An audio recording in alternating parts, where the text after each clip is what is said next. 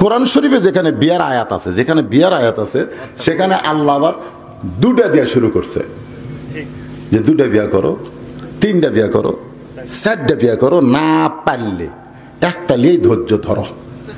মানে কম ধরি ধরা, তারা একটা লিয়েই ধৈর্য ধরো। কিন্তু একটার মধ্যে শান্তি নাই, সেটা আমি বুঝি।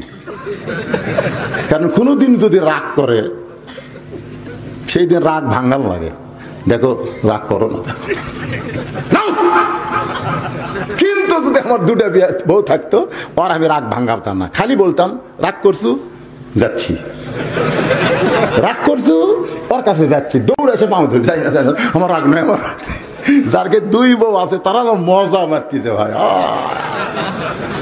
কিন্তু আমরা ধরো এক বউয়ের স্বামী, আমাকে খালি কষ্ট আর কষ্ট। মানে রাগ করলে রাগ ভাঙ্গার লাগে, আর দুই বউ যাদের আছে ভাঙ্গার লাগে না, ওরাই দৌড়ে এসে পাও ধরে, কথা কর না।